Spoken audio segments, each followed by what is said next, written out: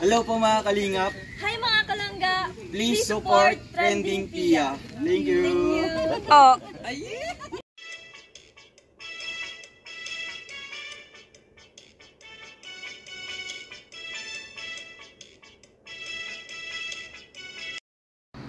Hi guys! Welcome back to my channel, Trending Pia po. Ayan, bago natin start ang ating reaction video, pasalamatan muna natin si Lord. Thank you po.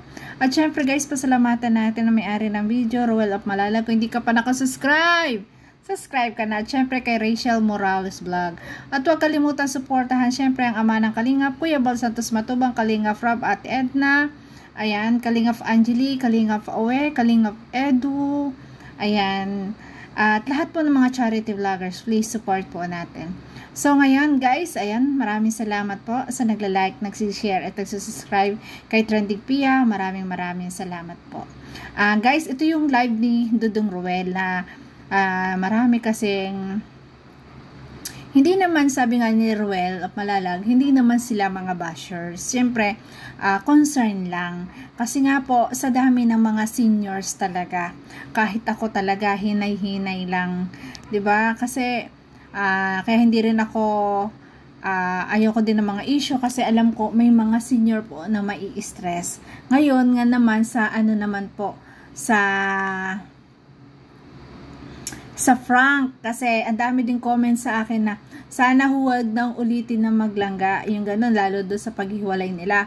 Ngayon, pati doon sa mga beneficiary na napaprank po nila, ayan, hindi rin nila nagustuhan po ng iba at nagsuggest. Siguro, ano lang naman yung tawag doon, suggestion lang or advice lang sa isang Dudong Ruel. Kasi nga, ayan, inamin dito ni Dudong Ruel na napakababa ngayon ng views, kaya binibigyan niya ng twist ang kanyang mga vlog, di ba? So, tara po, panoorin natin. Mga bagay tayong, di ba, akala natin okay lang po sa lahat. Yan. Siyempre, it's very common, di ba? Napaka-common yan sa ibang content creator. But, doon tayo, di ba, doon tayo magsisimula sa aming main, di ba? Main objective, main goal, diba? Main objectives. We are a charity vlogger. So dapat yung ano namin, di ba, yung content namin is relying talaga, di ba, sa totoong pagtulong. Pero somehow, napakaganda po ng isang Ruel of Malalag. Napakabait talaga, na talagang ina-accept niya yung mga advice. Ayan, sinabi nga niya dito na hindi naman sila talaga mga basher, parang advice lang, kasi nga siguro kasi talagang ganyan tayo bilang tao, matututo tayo sa mga suggestion ng kapwa natin. Hindi, wag natin iisipin na ikasasama, 'di ba? Suggestion 'yun para sa ikabubuti or para sa napapansin na hindi maganda. Kasi sa katulad po sa isang magkaibigan, 'di ba? Pag hindi mo pinansin, alam mo na mali ang ginagawa ng kaibigan mo, ibig sabihin hindi ka mahal. Ngayon, pag pinapansin ka at alam na medyo nagkakamali ka o medyo hindi maganda, syempre, advice mo. At ayun yung pagtingin, ayun yung gustong iparating ng isang Ruel of Malalag. Syempre, open siya for suggestion. At kanya naman yun ina-accept. Ayun, kaya, ayan, hindi niya rin alam na ang iba pala ay hindi na nagugustuhan yung ganun, Frank, di ba? Sa mga ganitong content tayo na although may mga content creator talaga na na talagang ito yung content, kaso nga yung mga viewers kasi niya at saka yung mga supporters niya hindi sanay ng ganyan. At hindi siya doon nakilala. Tama lang ang Ruel na talagang inaccept niya, na talagang hindi naman talaga siya doon nakilala. Nakilala siya bilang charity vloggers, diba? Pero para nga yan, tulad ng sinabi ko kanina, para nga sa isang Ruel of Malalag, binibigyan lang niya ng twist.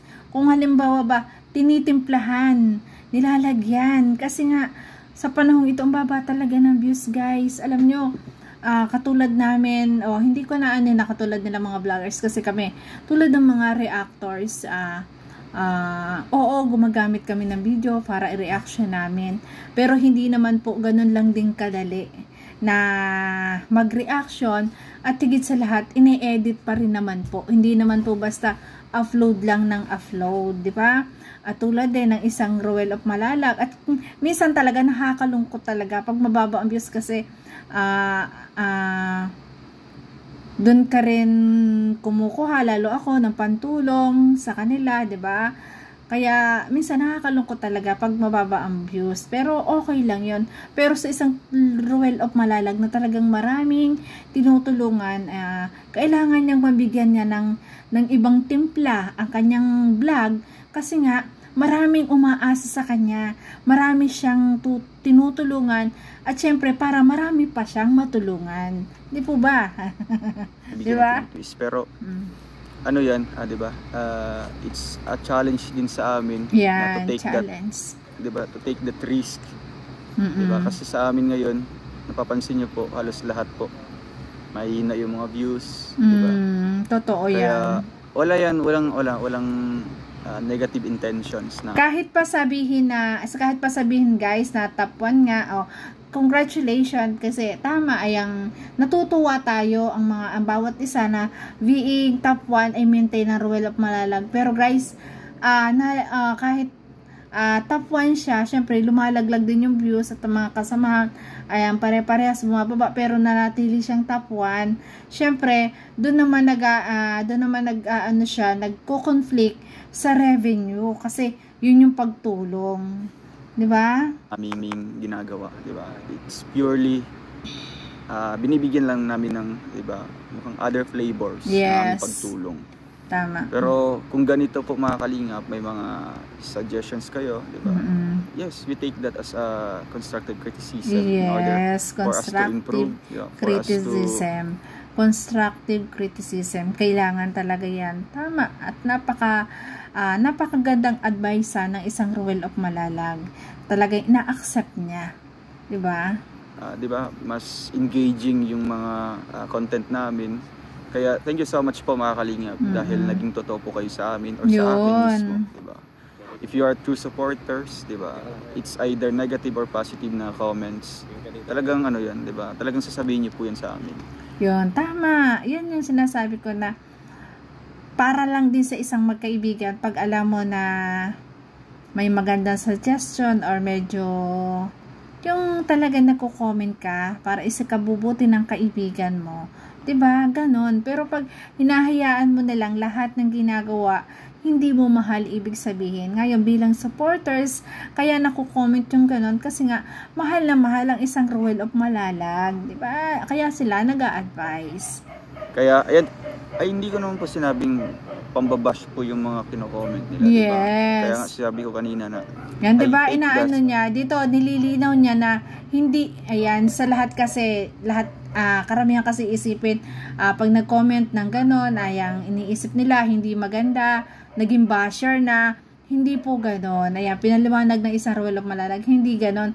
Ayun ay suggestion na alam nila na ikabubuti rin naman ng Ruel of Malalag, di ba?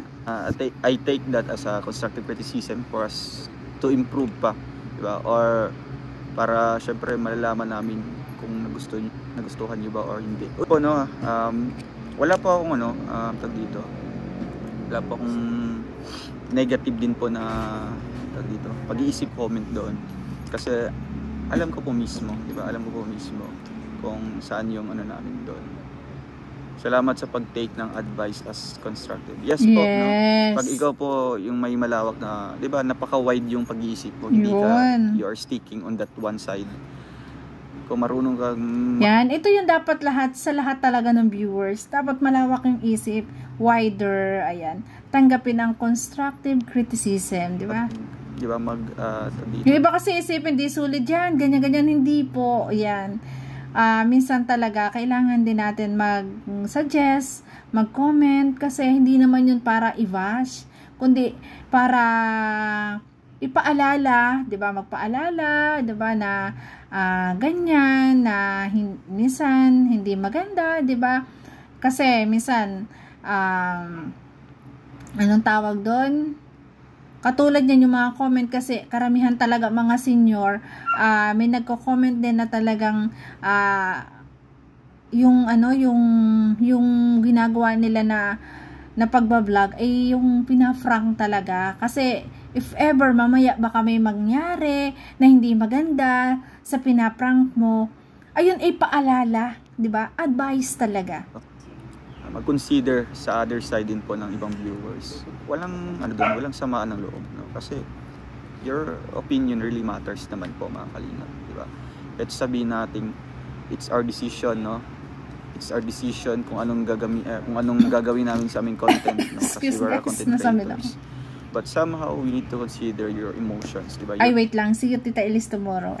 Feelings, mga kalingap. Mostly yung mga seniors na viewers natin, kasi yan ang sinasabi ko, diba? mga seniors. Kaya nanonood sila sa amin kasi they are more on helping people's, diba? Helping people's needs.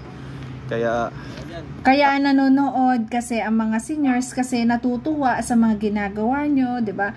Natutuwa sa inyo, mahal na mahal kayo, iniidolo.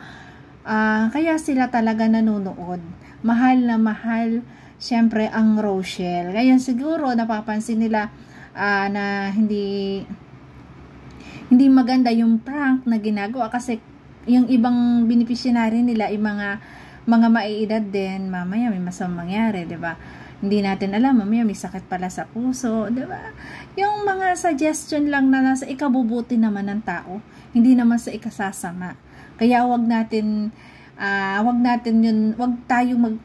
liitan yung ating utak nun, lawakan natin, maging wider, ayan, maging maunawain tayo, kasi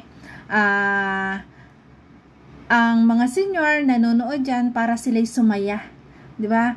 Para sila'y sumaya at nakakatulong sa inyong mga views. Para sila at yung mga iba may mga sakit, yun ay nagiging gamot, kayo nagiging gamot sa kanila, kalakasan nila, 'di ba? Pero pag halimbawa minsan frank, ayan, nagigitla, 'di ba? Or baka nag-iisip, mga ganon. Iwasan, kaya sabi ko nga iwasan din yung ganon, kasi may nag-comment din sa akin, lalo do sa hindi do sa mga beneficiaries, sa frank nila, yung mga prank nila na nilang maglangga. Karamihan ng ibang senior ay ayaw talaga ng ganon. Kasi nga, sumasakit yung loob nila. Ating uunawain na yung bilang content creator. Bilang content creator, ayan, uunawain natin ang mga viewers. Ayan, pag nag-comment, hindi yun inaaway. Bagkus ay ating uunawain. At yun ay nakita natin na talagang sobrang bait ng isang Roel of Malalag, kasi nga nauunawaan niya, di ba? Yun po, no, the past content or uploads natin is ganun po. Pero yun, di ba? Huwag niyo pong i-take yun as namin, di ba? At least meron kami natutunan, di ba? May mga lessons kami lesson to learn, natutunan doon sa mga paggawa ng content doon, di ba? Kaya move on tayo doon, mga kalingap. Yes, yan. Move on na tayo doon. Move on na. At least, ang mahalaga, natanggap yung suggestion ng isang Roel, natanggap ng mga viewers, natanggap ng Roel of Malalag ang suggestion ng ibang viewers. Okay lang naman po na mag-suggest po kayo in a nice way. Yes. Tama. Open lang mag-suggest in a nice way. Tama yun. Thank you po, mga kalingap, no? Mostly seniors cannot relate into pranking. They're just anticipating into good vibes. Yes, talagang ayaw ng mga senior ng mga prank. Gusto nila mga good vibes lang. Yes, naintindihan natin yung side na yun, mga kalingap, no? Sa part na yun, andun tayo, no? Yeah, may photographer man sa likod. Okay pa. Almo niyan. Ay, bro, almo. Okay pa daw yung almo mo.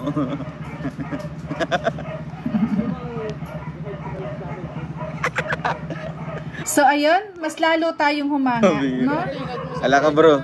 Yeah, mas lalo tayong humanga lalo sa live na to ni Roel of Malalag. Mas lalo tayong humahanga sa kanya, kasi marunong siya talagang umaccept ng advice ng mga viewers. Lalo na kung alam niya na talagang sa ikabubuti niya, 'di ba?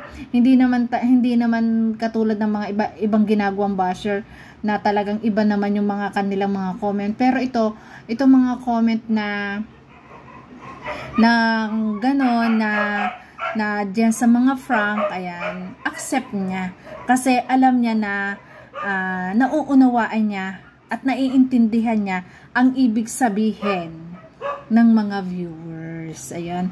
Kaya yan, ayan, maraming salamat at meron tayo talagang Ruel of Malalag na maintindihin. Hindi lang siya basta-basta lang content ng content. Kinakapa din niya ay yung kanyang mga viewers. Kaya mas lalong mamahalin natin ang isang Ruel of Malalag. So yun guys, ito yung paliwanag ni Ruel of Malalag about do sa mga nagko-comment or nagme-message na about dun sa mga sa mga Frank niya, di ba? Kaya ayan, malinaw, ayan.